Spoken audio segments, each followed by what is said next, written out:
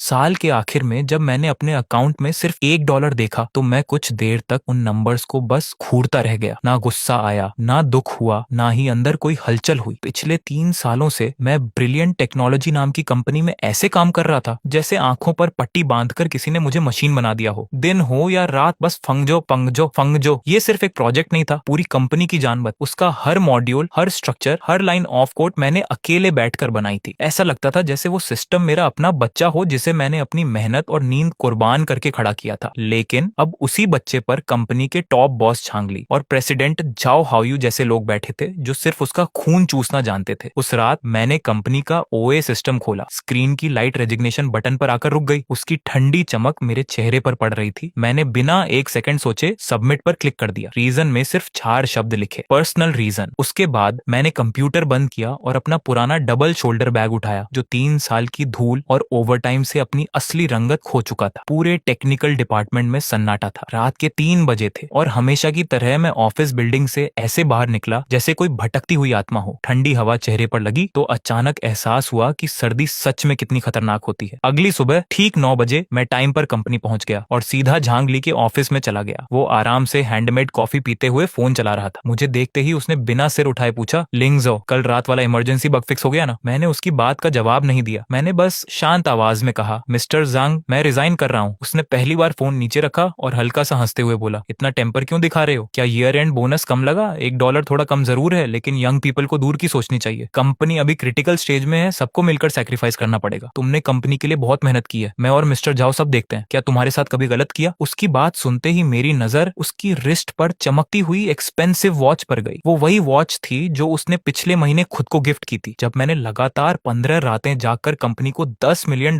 का प्रोजेक्ट जिताया था। और मुझे रिवॉर्ड में क्या मिला था? सिर्फ $500 वाला एम्प्लॉय रेड एनवेल। मैंने धीरे से कहा, मैं बस थोड़ा रेस्ट करना चाहता हूँ। जांग ली कुर्सी पर पीछे झुक गया और बोला, ठीक है, अगर इतने टायर्ड हो तो कुछ दिन की छुट्टी ले लो, शांत होकर सोचो और फिर वापस आ जाना। लेकिन लिंगजो, खुद को इतना इंपॉर्टेंट मत समझो। ये प्रोजेक्ट, ये कंपनी तुम अकेले नहीं चला रहे। बाहर 985 और 211 यूनिवर्सिटीज के ग्रेजुएट्स लाइन लगाकर खड़े हैं यहाँ काम करने के लिए। उसकी बातें सुनकर भी मेरे चेहरे पर कोई एक्सप्रेशन नहीं आया। मैं सीधा एचआर डिपार्टमेंट गया। एचआर वाली लड़की मुझे देखकर थोड़ी शॉक थी क्योंकि जांग ली का पहले ही कॉल आ चुका था। उसने फेक प्रोफेशनल स्माइल के साथ सारे रेजिग्नेशन पेपर्स मेरे सामने रख दिए। मैं चुपचाप हर प्रोसीजर फॉलो करता रहा। जब रिज्यूम सबमिट करने की बारी आई तो मैंने उसमें सिर्फ फंगजो सिस्टम का बेसिक ऑपरेशन गाइड लिखा, लेकिन उसकी असली core structure, 3 layer runway logic और वो हिडन एंटी लीक एल्गोरिदम्स जो मैंने खुद डेवलप किए थे, उनका एक शब्द तक मेंशन नहीं किया। सिस्टम के अंदर लगाए गए टाइमर्स, सिक्योरिटी गेट्स और हिडन लॉक्स का भी कोई जिक्र नहीं था। वो सब मेरी अपनी मेहनत थी और सच कहूं तो वो लोग उसके लायक ही नहीं थे। सारी फॉर्मेलिटीज खत्म होने के बाद मैंने अपना थोड़ा सा सामान उठाया और उस बिल्डिंग से बाहर निकल आया। मैंने आखिरी बार सिर उठाकर उस ऊंची ग्लास वॉल बिल्डिंग को देखा। बाकी लोगों को वो मॉडर्न ऑफिस लगती होगी, लेकिन मेरी नजरों में वो एक ऐसी कब्र थी जो बहुत जल्द टूटकर गिरने वाली थी। उसके बाद मैं सीधे शहर की सबसे बड़ी रियल एस्टेट एजेंसी पहुंचा। मैंने एजेंट के सामने अपनी पॉकेट से डॉक्यूमेंट्स निकाले और शांत आवाज में कहा, मुझे बस जल्दी डील चाहिए। लोकेशन अच्छी है, प्राइस कम करना पड़े तो भी चलेगा। एजेंट ने हैरानी से पूछा, इतनी अच्छी प्रॉपर्टी को इतने कम प्राइस में क्यों बेच रहे हो? थोड़ा वेट कर लीजिए, बेटर बायर मिल जाएगा। मैंने उसकी आंखों में देखते हुए बस इतना कहा, मुझे पैसों की जरूरत है क्योंकि अब मैं कुछ बड़ा करने वाला हूँ। 3 दिन बाद आखिरकार वो घर भी बिक गया। इतनी बड़ी रकम मेरे अकाउंट में आई जितनी मैंने पूरी जिंदगी सैलरी में भी नहीं देखी थी। पैसे आते ही मैंने बिना देर किए न्यूजीलैंड की 1 वे टिकट बुक कर ली। 1 हफ्ते बाद मैं एयरपोर्ट के वीआईपी वेटिंग रूम में अकेला बैठा था। मेरे फोन पर सिर्फ एक मैसेज आया, मेरे इकलौते भरोसेमंद कोलेग और दोस्त वंग यांग का। उसने वी चैट पर लिखा, भाई तेरी बिल्ली का खाना मैं डाल दूंगा, तू टेंशन मत ले। उस मैसेज को पढ़कर मेरे चेहरे पर हल्की सी स्माइल आई। मैंने सिर्फ एक छोटा सा रिप्लाई भेजा और फिर अपना फोन बंद कर दिया। तभी प्लेन का भारी हॉर्न गूंजा और एयरक्राफ्ट धीरे धीरे रनवे पर आगे बढ़ने लगा। विंडो के बाहर पूरा शहर छोटा होता जा रहा था। वो बिल्डिंग्स, वो रोड्स, वो ऑफिस, सब धीरे धीरे धुंधली लाइट्स में बदल गए। मैंने आंखें बंद करके धीरे से कहा, गुड बाय मेरी यूथ, गुड बाय मेरे वो 3 साल जो मैंने अपनी जान लगाकर बर्बाद कर दिए। आज के बाद लिंग जो मर चुका है, अब जो बचेगा वो एक बिल्कुल नया इंसान होगा। कई घंटों बाद प्लेन आखिरकार क्वींसटाउन न्यूजीलैंड में लैंड हुआ। जैसे ही मैं एयरपोर्ट से बाहर निकला, दक्षिणी गोलार्ध की गर्मियों की हवा ने मुझे चारों तरफ से घेर लिया। हरी घास, झील की नमी और ठंडी फ्रेश हवा मेरे चेहरे से टकराई। मैंने गहरी सांस ली और ऐसा लगा जैसे पिछले 3 सालों से जमा हुआ जहरीला धुआं एक ही पल में मेरे फेफड़ों से बाहर निकल गया हो। उस पल पहली बार मुझे लगा मैं सच सच में आजाद हूँ। मैंने वकाती झील के किनारे एक छोटा सा वुडन हाउस रेंट पर लिया। घर के सामने ब्लू लेक थी और पीछे बर्फ से ढके माउंटेन्स। सुबह उठकर फिशिंग करना, झील के किनारे दौड़ना, शाम को ग्रास पर बैठकर सनसेट देखना, ये सब मेरे लिए किसी ड्रीम लाइफ से कम नहीं था। हर दिन के साथ मुझे लगने लगा कि मैं फिर से जिंदा हो रहा हूँ। लेकिन दूसरी तरफ ब्रिलियंट टेक्नोलॉजी में केओस शुरू हो चुका था। 5वें दिन मेरे फॉरेन नंबर पर वांग यांग का वॉइस मैसेज आया। उसकी आवाज में डर साफ महसूस हो रहा था। उसने धीरे से कहा, लिंगजो, तूने जो सिक्योरिटी मेंटेनेंस सर्वर छोड़ा था वो अचानक ओवरनाइट बंद हो गया। कल सीआरएम सिस्टम के कई टर्मिनल्स कनेक्ट ही नहीं हो रहे थे। मैंने शांत आवाज में कहा, डॉक्यूमेंट के अकॉर्डिंग ऑपरेशन करो। दूसरी तरफ कुछ सेकंड तक साइलेंस रहा। मैं आसानी से इमेजिन कर सकता था कि वांग यांग अब भी फोन पकड़कर अपने बाल नोच रहा होगा। लेकिन सच कहूं तो मुझे ये सब सुनकर अजीब सा सेटिस्फेक्शन मिल रहा था। कंपनी का असली नाइटमेयर अब शुरू हुआ था। जो छोटे छोटे बग्स मैं जाते वक्त सिस्टम में छोड़ आया था, वो बारिश के बाद निकलने वाले कीड़ों की तरह एक एक करके सामने आने लगे। मेरे बिना पूरा टेक्निकल डिपार्टमेंट अंधेरे में भटक रहा था। डिपार्टमेंट मीटिंग में जांगली गुस्से से चिल्ला रहा था, एक लिंगजो चला गया तो तुम सब निकम्मे हो गए। एक छोटा बग तक फिक्स नहीं कर सकते। कंपनी तुम्हें सैलरी किस बात की देती है? उसने मेरी कोड फाइल्स को पैकेज करके एक फॉरेन सॉफ्टवेयर कंपनी को भेजा ताकि वो लोग सिस्टम संभाल सकें। लेकिन फॉरेन टीम ने सिर्फ 2 दिन स्टडी करने के बाद साफ मना कर दिया। उन्होंने कहा, सिस्टम का कंप्लीट आर्किटेक्चर और बॉटम लेवल लॉजिक मिसिंग है। इस हालत में हम कुछ नहीं कर सकते। अगर फोर्सफुली मॉडिफाई किया तो पूरा सिस्टम क्रैश हो जाएगा। ये सुनते ही जांगली के पैरों तले जमीन खिसक गई, क्योंकि असली डिजास्टर अभी बाकी था। कंपनी के सबसे बड़े क्लाइंट, एक लिस्टेड कंपनी का कोर डेटा इंटरफेस अचानक टूट गया। उनका पूरा बिजनेस आधे दिन तक बंद पड़ा रहा, जिससे करोड़ों का नुकसान हुआ। क्लाइंट का सीटीओ इतना फ्यूरियस हो गया कि उसने सीधे प्रेसिडेंट जाओ हाओयू को कॉल करके कॉन्ट्रैक्ट ब्रीच की धमकी दे दी और फ्यूचर को ऑपरेशन खत्म करने की बात कह दी। और वही कॉन्ट्रैक्ट इस साल कंपनी का सबसे बड़ा प्रॉफिट सोर्स था। अब जांगली सच में पैनिक कर चुका था। उसने तुरंत प्रेसिडेंट ऑफिस का दरवाजा खटखटाया। उसी दिन पहली बार मेरे पास उसका कॉल आया। मैं झील के किनारे बैठा था जब मेरे फोन स्क्रीन पर उसका नाम फ्लैश हुआ। मैंने बिना 1 सेकंड गंवाए कॉल काट दिया और नंबर ब्लैकलिस्ट में डाल दिया। 1 सेकंड बाद दूसरा अननोन नंबर आया। मैंने उसे भी कट करके ब्लॉक कर दिया। ऐसा करते करते 10 से ज्यादा कॉल्स आए और आखिरकार फोन शांत हो गया। उधर कंपनी में जांगली बुरी तरह बौखला चुका था। वो जाओ हाओयू के सामने ऑलमोस्ट रोते हुए बोल रहा था, मिस्टर जाओ, ये सब लिन शाओगांग का किया हुआ है। उसने जाते वक्त सिस्टम में हिडन ट्रैप्स छोड़े हैं। वो रिवेंज लेना चाहता था। लेकिन जाओ हाओयू का गुस्सा अब कंट्रोल से बाहर था। कहते हैं उसने ऑफिस में इतना जोर से चिल्लाया कि पूरा फ्लोर सुन सकता था। उसने टेबल पर हाथ मारते हुए कहा, टैलेंट मार्केट, जाओ नई आर्किटेक्चर टीम हायर करो, सैलरी 3 गुना कर दो, लेकिन सिस्टम तुरंत ठीक होना चाहिए। लेकिन मुझे ये सुनकर सिर्फ हंसी आई। 3 गुना सैलरी? जो हाओयू हमेशा की तरह अब भी यही सोच रहा था कि दुनिया की हर प्रॉब्लम सिर्फ पैसों से सॉल्व हो सकती है। उसे अभी तक समझ नहीं आया था कि कुछ चीजें मनी से नहीं, सिर्फ इंसान की लॉयल्टी और रिस्पेक्ट से मिलती हैं। ब्रिलियंट टेक्नोलॉजी में हर इंसान को हमेशा रिप्लेसेबल समझा जाता था। उनका मानना था कि पैसा फेंको और किसी भी एम्प्लॉय की जगह नया इंसान आ जाएगा। लेकिन इस बार जाओ हाओयू गलत था, क्योंकि कुछ चीजें ऐसी होती हैं जिन्हें मनी से कभी नहीं खरीदा जा सकता। जैसे वो पूरा सिस्टम जिसमें मेरे 3 साल की जिंदगी, मेरी मेहनत, मेरी स्लीपलेस नाइट्स और मेरा दिमाग बंद था। फंगजो सिर्फ एक सॉफ्टवेयर नहीं था, वो मेरा बनाया हुआ किंगडम था और उसकी चाबी सिर्फ मेरे पास थी। मैंने खिड़की के बाहर शांत नीली झील की तरफ देखा और हल्का सा हंस पड़ा। मैं धीरे से बुदबुदाया, स्टॉर्म अब शुरू होगा और मैं हजारों मील दूर बैठकर इस आग का मजा लूंगा। न्यूजीलैंड में 8वां दिन था। सुबह का आसमान साफ था और हल्की धूप झील पर चमक रही थी। मैं स्वेटर पहनकर रोज की तरह लेक के किनारे रनिंग कर रहा था। फ्रेश हवा मेरे लंग्स में भर रही थी और हर सांस के साथ मुझे लग रहा था जैसे मैं फिर से इंसान बन रहा हूँ। तभी अचानक मेरी पॉकेट में रखा फोन जोर जोर से वाइब्रेट करने लगा। एक कॉल नहीं, पूरी की पूरी बारिश। मैंने कदम रोके और फोन निकाला। स्क्रीन पर चाइना के अननोन फॉरेन नंबर्स फ्लड की तरह आते जा रहे थे। एक कॉल कटता नहीं कि दूसरा तुरंत आ जाता। उसी समय वीचैट फ्रेंड रिक्वेस्ट भी एक्सप्लोड होने लगी। दर्जनों नहीं, सैकड़ों नोटिफिकेशंस। हर वेरिफिकेशन मैसेज लगभग सेम था। लिंगजो प्लीज फोन उठाओ, लिंगोंग हेल्प करो, कंपनी खत्म हो जाएगी। मास्टर लिंग, मैं मिस्टर जाओ का असिस्टेंट बोल रहा हूँ, प्लीज कांटेक्ट कर लीजिए। मैं बिना एक्सप्रेशन के स्क्रीन स्क्रॉल करता रहा। फिर अचानक वंग यांग का एक मैसेज सामने आया। उसकी आवाज जैसे रोने के करीब थी। उसने लिखा, ब्रदर जो, सिस्टम पूरी तरह लॉक हो गया है। मेरे होंठों पर धीरे धीरे स्माइल फैल गई, क्योंकि ये सब एग्जैक्टली वैसे ही हो रहा था जैसा मैंने प्लान किया था। फंगजो का हाईएस्ट सिक्योरिटी अग्रीमेंट मैंने खुद डिजाइन किया था। सिस्टम के कोर डेटा को चोरी या मलिशियस टैंपरिंग से बचाने के लिए हर quarter system automatic locked state में चला जाता था। उसे एक्टिवेट करने के लिए सिर्फ मेरी बायोमेट्रिक फार्मास्यूटिकल स्कैन और एक 128 लेयर डायनामिक प्राइवेट की वेरिफिकेशन की जरूरत होती थी। ये सिक्योरिटी लेवल मैंने मिलिट्री कॉन्फिडेंशियल स्टैंडर्ड्स देखकर बनाया था। और सबसे खास बात, इस सीक्रेट के बारे में मैंने कभी किसी को कुछ नहीं बताया था। मैंने फोन वापस पॉकेट में रखा और आराम से दौड़ता रहा। लेकिन मेरे दिमाग में ब्रिलियंट टेक्नोलॉजी हेडक्वार्टर्स का पूरा सीन मूवी की तरह चल रहा था। सैकड़ों एम्प्लॉइज पैनिक में अपने ब्लैक स्क्रीन को घूर रहे होंगे। कस्टमर सर्विस डिपार्टमेंट के फोन्स लगातार बज रहे होंगे, हर कॉल किसी बॉम्ब की तरह एक्सप्लोड हो रहा होगा। Sales department contract data retrieve नहीं कर पा रहा होगा, इसलिए क्लाइंट्स के सामने सिर तक नहीं उठा पा रहे होंगे। फाइनेंस डिपार्टमेंट कंपनी का कैपिटल फ्लो कैलकुलेट नहीं कर पा रहा होगा। पूरी कंपनी लिटरली फ्रीज हो चुकी थी और प्रेसिडेंट ऑफिस में जाओ हाओयू का चेहरा शायद पहली बार इतना बदसूरत दिख रहा होगा। वो गुस्से में पागल शेर की तरह जांगली पर चिल्ला रहा होगा, यही कहा था ना तुमने कहा था लिंगजो रिप्लेसेबल है। और जांगली कांपती आवाज में बोल रहा होगा, मिस्टर झाओ, मुझे सच में नहीं पता था, उसने कभी बताया ही नहीं। आखिरकार जाओ हाओयू ने खुद मुझे कॉल करना शुरू किया। जब मेरे फोन स्क्रीन पर उसका नाम फ्लैश हुआ तो मैं कुछ सेकंड उसे देखता रहा, फिर मैंने शॉर्टकट की दबाकर कॉल रिजेक्ट कर दिया। मैं चाहता था वो वही फील करे जो एक इंसान हेल्पलेस होकर महसूस करता है। उसने नंबर बदला, असिस्टेंट के फोन से कॉल आया, फिर फ्रंट डेस्क से, फिर प्राइवेट लाइन से। मैसेजेस भी लगातार आते रहे। शुरुआत में टोन ऑर्डर्स वाली थी, लिंगजो तुरंत वापस कॉल करो, कंपनी को अर्जेंट नीड है। लेकिन धीरे धीरे वही मैसेजेस रिक्वेस्ट में बदल गए, लिंगजो वापस आ जाओ, हम बैठकर बात करेंगे, चाइल्डिश मत बनो। और फिर आखिर में थ्रेट्स शुरू हो गए, तुम कमर्शियल ब्लैकमेल कर रहे हो, कंपनी का लीगल डिपार्टमेंट तुमसे कांटेक्ट करेगा, ये क्राइम है। लेकिन उन वर्ड्स का अब मुझ पर कोई असर नहीं था। मैं आराम से वापस अपने छोटे वुडन हाउस में लौट आया। किचन में जाकर मैंने खुद के लिए 2 गोल्डन फ्राइड एग्स बनाए, टोस्ट तैयार किया और एक ग्लास मिल्क लिया। फिर प्लेट उठाकर गार्डन में चला गया। मेरे सामने ब्लू लेक थी, दूर सफेद माउंटेन्स चमक रहे थे और हल्की हवा ग्रास को हिला रही थी। मैंने उस पीसफुल मोमेंट की एक फोटो ली, फिर वी चैट खोला जो नोटिफिकेशन से लगभग क्रैश होने वाला था। मैंने अपनी ब्रेकफास्ट और सीनरी वाली तस्वीर अपलोड की और कैप्शन लिखा, न्यू लाइफ। उस पोस्ट को मैंने स्पेशली ऐसा सेट किया कि मेरे पेरेंट्स और रिलेटिव्स उसे ना देख सकें, लेकिन ब्रिलियंट टेक्नोलॉजी का हर एम्प्लॉय उसे देख पाए। पोस्ट अपलोड करते ही मैंने फोन साइड में रख दिया, प्लेट से एग का एक टुकड़ा काटा और धीरे धीरे मुस्कुराते हुए ब्रेकफास्ट एंजॉय करने लगा, जैसे हजारों माइल्स दूर जलती हुई उस कंपनी की आग मेरे लिए किसी फायरवर्क्स शो से कम ना हो। उस वक्त मैं बिल्कुल किसी ठंडे दिमाग वाले कैपिटलिस्ट की तरह बिहेव कर रहा था। दूर कहीं ब्रिलियंट टेक्नोलॉजी की पूरी मैनेजमेंट पैनिक में पसीना बहा रही थी और यहाँ न्यूजीलैंड की शांत हवा में बैठा मैं बस मुस्कुरा रहा था। गेम अब ऑफिशियली शुरू हो चुका था, लेकिन इस बार रूल्स किसी कंपनी या बॉस ने नहीं, मैंने बनाए थे। जैसे ही मैंने न्यू लाइफ वाला वी चैट पोस्ट अपलोड किया, वैसा लगा जैसे उबलते हुए तेल में किसी ने बर्फ का टुकड़ा डाल दिया हो। पूरी कंपनी लिटरली एक्सप्लोड हो गई। फोन की वाइब्रेशन रुकने का नाम ही नहीं ले रही थी। जो हाओयू के कॉल्स और भी अग्रेसिव हो गए थे, लेकिन जल्दी ही उसे समझ आ गया कि उसके सारे नंबर्स मैंने ब्लॉक कर दिए हैं। तब उसने दूसरी चालें चलनी शुरू की। सबसे पहला फोन उसने मेरे पेरेंट्स के घर लगाया। कुछ देर बाद मेरी माँ का घबराया हुआ कॉल आया। उनकी आवाज कांप रही थी, जो ये क्या हो रहा है? तुम्हारी कंपनी के बॉस का फोन आया था, वो कह रहे थे बहुत बड़ा प्रॉब्लम हो गया है, तुम तुरंत वापस जाओ। मैंने खुद को काम रखते हुए कहा, मॉम टेंशन मत लो, मैं रिजाइन कर चुका हूँ, अब मैं अब्रॉड हूँ और यहाँ सब ठीक है। वो बस मेरे पुराने बॉस हैं, थोड़ा डिस्प्यूट हुआ है, मैं हैंडल कर लूंगा, आप उनका कोई भी फोन मत उठाना। कॉल कट होते ही मेरी आंखों में ठंडापन उतर आया। मैंने धीरे से खुद से कहा, जो हाउ यू, मेरे फैमिली तक पहुंचने की हिम्मत की है तुमने, ये बात मैं याद रखूंगा। उधर जांगली भी शांत नहीं बैठा था। ना जाने कहां से उसने मेरी एक्स गर्लफ्रेंड का कॉन्टैक्ट निकाल लिया और इमोशनल कार्ड खेलने की कोशिश की। मेरी एक्स ने मुझे स्क्रीनशॉट भेजा, उसमें जांगली की वॉइस मैसेज थी। वो बनावटी सॉफ्ट टोन में बोल रहा था, लिंगसो बहुत अच्छा लड़का है, बस थोड़ा इमोशनल हो गया है, तुम उसे समझाओ अपना फ्यूचर डिस्ट्रॉय मत करे। मेरी एक्स ने उस मैसेज का सिर्फ एक बड़ा लाल क्वेश्चन मार्क भेजकर रिप्लाई कर दिया। वो देखकर मेरे चेहरे पर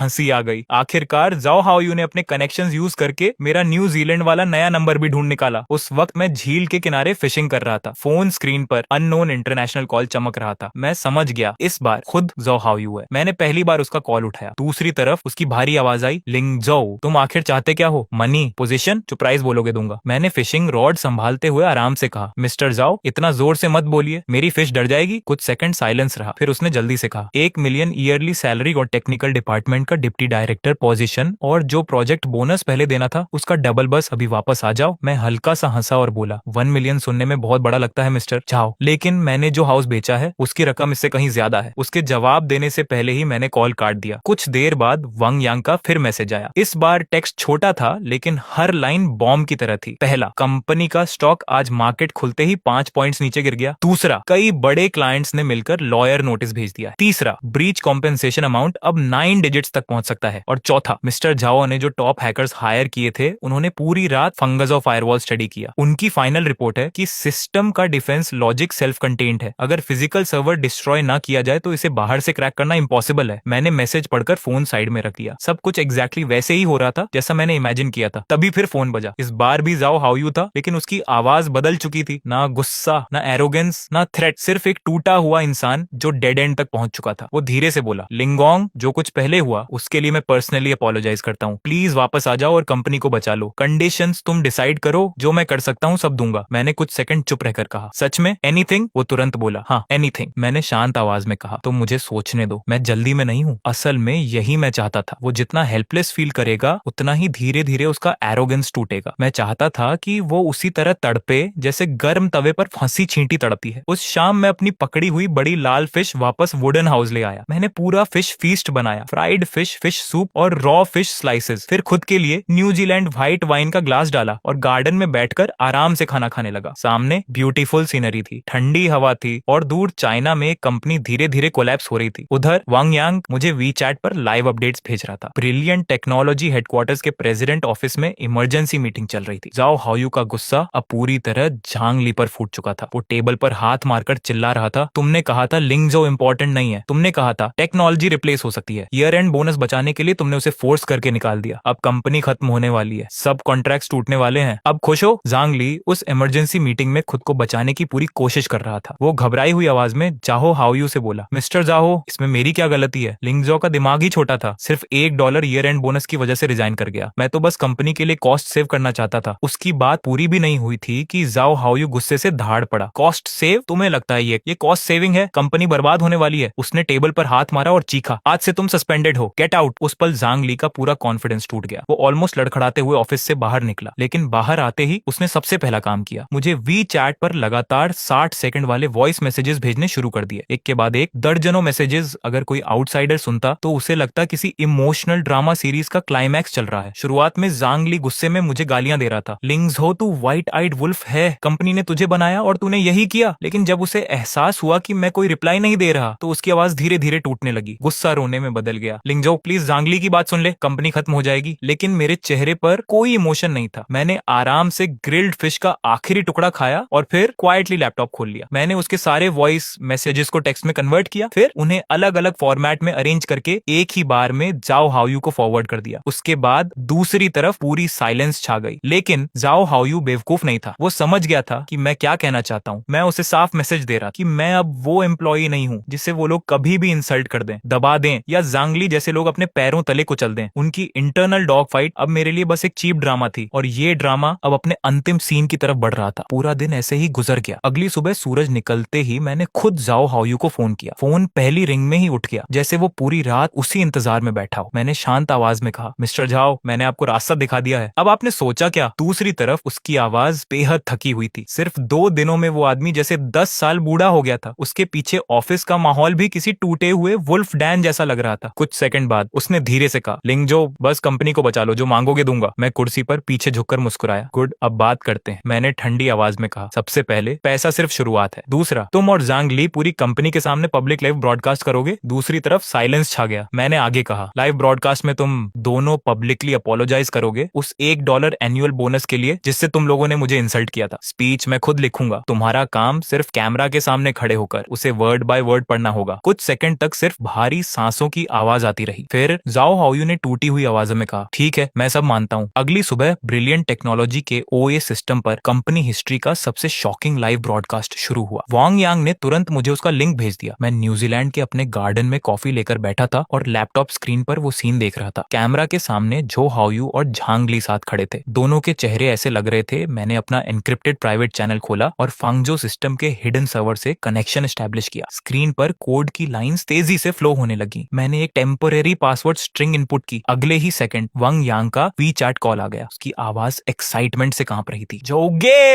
हो गया, सिस्टम वापस ऑन हो गया, सारे कंप्यूटर स्क्रीन फिर से चालू हो गए। मैंने बस हल्की सी हम की आवाज निकाली, फिर शांत टोन में कहा, लेकिन ये सिर्फ टेम्परेरी अनलॉक है। दूसरी तरफ अचानक साइलेंस छा गया। मैंने आगे कहा, 72 आवर्स बाद अगर नया इंस्ट्रक्शन नहीं मिला तो सिस्टम फिर से लॉक हो जाएगा और इस बार सिर्फ लॉक नहीं, परमानेंट डेटा डिस्ट्रक्शन होगा। मैं बेहद शांत आवाज में एक क्रूल ट्रूथ एक्सप्लेन कर रहा था। जाओ हाओयू को लगा था कि मनी ट्रांसफर करके प्रॉब्लम खत्म हो गई, लेकिन वो अभी भी सिचुएशन की डेप्थ नहीं समझ पाया था। मैंने वांग यांग का कॉल कट किया और तुरंत लैपटॉप पर नया ईमेल टाइप करना शुरू कर दिया। रिसीवर जो हाओयू। सब्जेक्ट लाइन थी, Fangzhou system all rights, follow up discussion. Mail बहुत शॉर्ट था। मिस्टर जाओ, 30 मिलियन ट्रांसफर करने के लिए धन्यवाद, लेकिन ये पेमेंट सिर्फ 72 आवर टेम्परेरी अनलॉक के लिए थी। अब बात करते हैं फंगजो सिस्टम की असली ओनरशिप की। उस मेल के साथ मैंने एक PDF अटैचमेंट भी भेजी। उस PDF के अंदर था फंगजो कोर एल्गोरिदम का international patent certificate, patent holder के नाम पर साफ साफ लिखा था लिंजू एप्लीकेशन डेट, 1 साल पुरानी। यानी जब मैं ब्रिलियंट टेक्नोलॉजी में फंगजाओ बना रहा था, उसी दौरान मैंने क्वाइटली उसके सबसे इंपॉर्टेंट कोर एल्गोरिदम को अपने पर्सनल नेम पर इंटरनेशनल पैटेंट ऑर्गेनाइजेशन में रजिस्टर करा दिया। पूरी सिचुएशन बिल्कुल ऐसी थी जैसे मैंने किसी के लिए एक शानदार बिल्डिंग बनाई हो, लेकिन जिस जमीन पर बिल्डिंग खड़ी थी वो जमीन मेरी ओन प्रॉपर्टी हो। पहले मैंने कभी इस वेपन को यूज करने का सोचा भी नहीं था, लेकिन अब उन्होंने खुद मुझे इस लेवल तक पुश किया था। ईमेल सेंड करने के 1 मिनट बाद ही जाओ हाउ यू का फोन आ गया, लेकिन इस बार उसकी आवाज में हेल्पलेसनेस नहीं थी, सिर्फ पागल कर देने वाला रेज था। वो ऑलमोस्ट चीखते हुए बोला, लिंगजो तुम आखिर करना क्या चाहते हो? हद पार मत करो, ये सिस्टम कंपनी के दौरान डेवलप हुआ था, ये कंपनी एसेट है। मैंने बेहद काल्म आवाज में कहा, नो मिस्टर जाओ, आप गलत हैं। मैं कुर्सी पर पीछे झुकते हुए बोला, हमारे लेबर कॉन्ट्रैक्ट और रेलेवेंट लीगल क्लॉजेस के according job related invention declare होने के कुछ स्पेसिफिक कंडीशंस होते हैं, और जब मैं फांगजो डेवलप कर रहा था मैंने जानबूझकर उन सभी कंडीशंस को अवॉइड किया। इसलिए टेक्निकली कंपनी के पास सिर्फ सिस्टम का यूसेज राइट है, ऑनरशिप नहीं। कुछ सेकंड्स तक दूसरी तरफ सिर्फ भारी सांसों की आवाज आती रही। फिर मैंने आखिरी वार किया, लेकिन मैं अनरीजनेबल इंसान नहीं हूं मिस्टर जाओ, मैं फंगजो सिस्टम के सारे राइट्स आपकी कंपनी को ट्रांसफर कर सकता हूं। उसने तुरंत पूछा, प्राइस क्या है? मेरे होंठों पर हल्की मुस्कान आ गई। मैंने धीरे से कहा, $1। दूसरी तरफ साइलेंस जम गया। मैंने उसी शांत आवाज में आगे कहा, एग्जैक्टली वही अमाउंट जो आपने मुझे ईयर एंड बोनस में दिया था। उसकी सांसें और हैवी हो गई। मैंने आगे कहा, ऑप्शन सिंपल है, या तो आप ऑफिशियली $1 देकर फंगजो के सारे राइट्स खरीद लो और हम लीगल ट्रांसफर अग्रीमेंट साइन करेंगे, या फिर 72 आवर्स बाद सिस्टम फाइनल इंस्ट्रक्शन एग्जीक्यूट करेगा और सारे सर्वर हार्ड ड्राइव्स फॉर्मेट होकर परमानेंटली डिस्ट्रॉय हो जाएंगी। मैं कुछ सेकंड रुका, फिर आखिरी लाइन बोली, और हाँ याद रखिए, मैं इस कोर एल्गोरिदम का लीगल ओनर हूं। अपने पर्सनल एसेट को डिस्ट्रॉय करना इलीगल नहीं कहलाता, इसे लॉ में एसेट डिस्पोजल कहते हैं। उस पल जाओ हाउ पूरी तरह टूट चुका था। अब उसे फाइनली समझ आया कि ये सब अचानक नहीं हुआ था। उस $1 एनुअल बोनस से लेकर मेरा शांत रेजिग्नेशन, मेरा परफेक्ट हैंडओवर, मेरा बिना पैनिक किए अब्रॉड जाना, हर स्टेप पहले से प्लान था। उसे लगा था उसने सिर्फ एक ऑनेस्ट प्रोग्रामर को निकाल दिया है, लेकिन असल में उसने एक ऐसे डेविल को प्रोवोक कर दिया था जिसकी कीमत वो कभी चुका नहीं सकता था। मैं सोच रहा था कि अब या तो जाओ हाउ यू साइलेंस में कोलैप्स करेगा या पूरी तरह सरेंडर, लेकिन तभी अचानक एक अनएक्सपेक्टेड कॉल आया जिसने मेरी रिदम तोड़ दी। फोन पर एक अनफैमिलियर डोमेस्टिक नंबर फ्लैश हो रहा था, लेकिन एक नजर में ही मुझे एहसास हो गया ये जाओ हाउ यू का आदमी नहीं है। मैंने कॉल उठाया। दूसरी तरफ काल्म और मेच्योर आवाज आई, मिस्टर लिन, मैं कीमिंग टेक्नोलॉजी का सीईओ ली किमिंग बोल रहा हूँ। मैं सीधे पॉइंट पर आता हूँ। ब्रिलियंट टेक्नोलॉजी के साथ जो कुछ हुआ हमने सब सुना है। हमारी टेक्निकल टीम ने फंगजो सिस्टम पर साइड रिसर्च किया और ऑनेस्टली हम शॉक्ड रह गए। आप एम्प्लॉय बनकर इंसल्ट नहीं होना चाहिए। मैं कुछ नहीं बोला। वो आगे बोला, हम आपको काइमिंग टेक्नोलॉजी ज्वाइन करने का इन्विटेशन देना चाहते हैं, लेकिन एम्प्लॉय की तरह नहीं, पार्टनर की तरह। उसकी ये लाइन सुनकर मेरी आंखें हल्की सी सिकुड़ गईं, क्योंकि पहली बार किसी ने मुझे सिर्फ कोडर नहीं बल्कि क्रिएटर की तरह ट्रीट किया था। ली किमिंग सिर्फ कोई ऑर्डिनरी बिजनेसमैन नहीं था। उसकी बातों के पीछे साफ दिख रहा था कि वो मुझे हायर नहीं करना चाहता। वो मुझे समझ चुका था। वो फंगजो सिस्टम की असली वैल्यू जानता था, और शायद उसी के साथ मुझे भी। उसने जो कंडीशंस दी थी वो ऑलमोस्ट मेरी हर जरूरत को परफेक्टली मैच करती थी। कंप्लीट फ्रीडम, फाइनेंशियल सपोर्ट और एक पावरफुल बैकिंग। पहली बार मुझे लगा कि शायद कहीं ऐसी जगह भी है जहां टैलेंट को सिर्फ इस्तेमाल नहीं किया जाता। लेकिन मुझे सबसे ज्यादा सरप्राइज इस बात का था कि ये खबर जाओ हाउ यू तक इतनी जल्दी कैसे पहुंच गई। शायद ली किमिंग ने जानबूझकर रूमर लीक किया था ताकि प्रेशर बढ़े और ब्रिलियंट टेक्नोलॉजी को आखिरी चोट लगे। जो भी हो, ली किमिंग का कॉल खत्म होने के 10 मिनट बाद ही वांग यांग का इमरजेंसी मैसेज आ गया। उसने लिखा, जो हाउ यू पागल हो गया है। उसने ऑफिस में जो हाथ आया सब तोड़ दिया। अभी इमरजेंसी हाई लेवल मीटिंग चल रही है। लगता है चीमिंग टेक्नोलॉजी के खिलाफ स्ट्रैटेजी डिस्कस हो रही है। मैंने फोन स्क्रीन को कुछ सेकंड्स तक देखा और हल्का सा मुस्कुराया, क्योंकि जाओ हाउ यू किसी से ज्यादा अच्छी तरह ये जानता था कि अगर फंगजो सिस्टम राइवल कंपनी क्यूमिंग टेक्नोलॉजी के हाथों में चला गया तो ब्रिलियंट टेक्नोलॉजी सिर्फ टेम्परेरी क्रिपल नहीं होगी, वो पूरी तरह खत्म हो जाएगी। क्याइमिंग टेक्नोलॉजी फंगजो की फाउंडेशन यूज करके कुछ ही महीनों में उससे भी पावरफुल प्रोडक्ट्स लॉन्च कर सकती थी, और तब मार्केट में ब्रिलियंट टेक्नोलॉजी का नाम मिटने में ज्यादा समय नहीं लगता। मैंने आखिरकार ला किमिंग को छोटा सा रिप्लाई भेजा, मिस्टर ली, आपकी अप्रिसिएशन के लिए थैंक यू। आपकी कंडीशंस बहुत अट्रैक्टिव हैं। मुझे थोड़ा टाइम दीजिए, मैं सोचकर जवाब दूंगा। मैंने जानबूझकर फाइनल आंसर नहीं दिया, क्योंकि अभी गेम पूरी तरह खत्म नहीं हुआ था। उधर जो हाओयू ने अपनी फ्रस्ट्रेशन का सारा गुस्सा जांगली पर निकाल दिया। ऑफिशियल नोटिस जारी हुआ और जांग ली को कंपनी से फायर कर दिया गया। लीगल डिपार्टमेंट ने उसे मेजर वर्क नेग्लिजेंस के लिए डायरेक्टली रिस्पॉन्सिबल ठहराया और कंपनी लॉसेस के कॉम्पेंसेशन का नोटिस भी भेज दिया। जिस औरत ने पूरी जिंदगी दूसरों को इस्तेमाल किया था, उसे आखिर में उसी कंपनी ने सबसे पहले बाहर फेंक दिया। लेकिन कहानी यहीं खत्म नहीं हुई। अपनी जॉब पोजीशन और रेप्यूटेशन खोने के बाद जांग ली ने सबसे नीच हरकत, उसने समहाउ मेरे होम टाउन का एड्रेस ढूंढ लिया और सीधे मेरे पेरेंट्स पेरेंट्स के घर पहुंच गई। उस दिन मैं न्यूजीलैंड में बैठा स्मार्ट सिक्योरिटी कैमरा से अपने पेरेंट्स का हाल देख रहा था। मैं वीडियो कॉल करने ही वाला था कि कैमरा स्क्रीन में अचानक झांगली दिखाई दी। वो मेरे घर के बाहर घुटनों के बल बैठी थी। दरवाजा खुलते ही उसने जोर जोर से रोना शुरू कर दिया। उसके बाल बिखरे हुए थे, मेकअप पूरी तरह खराब हो चुका था और उसका चेहरा किसी डिसेंट डायरेक्टर का नहीं बल्कि किसी टूट चुकी औरत का लग रहा था। लेकिन उसकी आंखों में अभी भी वही चालाकी थी। वो मेरे पेरेंट्स के सामने खुद को विक्टिम दिखाने लगी। रोते हुए बोली, अंकल आंटी प्लीज मेरी मदद कीजिए, ये सब लिंगजो की वजह से हुआ है। वो बहुत नैरो माइंडेड है। मैंने बस उसे थोड़ा समझाया था, लेकिन उसने बदला लेने के लिए पूरा कंपनी ट्रैप में फंसा दिया। अब मिस्टर जाओ मुझे फायर कर रहे हैं, मुझसे मिलियंस का कंपेंसेशन मांगा जा रहा है, मेरे ऊपर मॉर्गेज है, मुझे बच्चे को पालना है, प्लीज उसे समझाइए कंपनी को छोड़ दे वरना वो जेल चली जाएगी। वो रो भी रही थी, हंस भी रही थी और इतनी कन्विंसिंग एक्टिंग कर रही थी कि मेरे सिंपल पेरेंट्स सच में डर गए। मेरी माँ घबराकर उसे पानी देने लगी, लेकिन मैं स्क्रीन के दूसरी तरफ बैठा उसका असली चेहरा साफ देख रहा था। उसकी हर बात मुझे और ठंडा बना रही थी। मैंने तुरंत उसे कॉल नहीं किया, मैंने सीधे सिक्योरिटी कैमरा का रिमोट वॉइस बटन दबाया। अचानक घर के बाहर स्पीकर से मेरी आवाज गूंजी, ठंडी, इमोशनलेस और शार्प। डायरेक्टर जांग, याद है वो प्रोजेक्ट प्रपोजल जो मैंने 3 रात जागकर लिखा था और मीटिंग में आपने उसे अपना अचीवमेंट बता दिया था? जांगली अचानक जम गई। मैंने बिना रुके आगे कहा, याद है जब आपने मेरा प्रोजेक्ट बोनस काटकर अपने यूजलेस रिलेटिव की सैलरी भर दी थी, तब आपको कर्मा याद नहीं आया? मेरी आवाज और धीमी हो गई। पूरे डिपार्टमेंट के सामने आपने मेरी मेहनत को वर्थलेस कहा था, मुझे पीयूए किया था, तब आपने नहीं सोचा था कि एक दिन विंड डायरेक्शन बदल जाएगी? मेरे पेरेंट्स शॉक में खड़े थे और जांगली का चेहरा धीरे धीरे सफेद पड़ता जा रहा था। मैंने आखिरी लाइन बोली, अब अपने फेक टीयर्स और लाइज लेकर मेरे घर से निकल जाओ, मैं इस कैमरा में तुम्हारा चेहरा दोबारा नहीं देखना चाहता। मेरी आवाज ज्यादा ऊंची नहीं थी, लेकिन उसमें ऐसी ठंडक थी जिसे सुनकर जांगली पूरी तरह टूट गई। उसके शरीर से जैसे सारी ताकत निकल गई हो। वो कुछ सेकंड्स तक जमीन पर बैठी रही, फिर धीरे धीरे उठी। उसका चेहरा शर्म,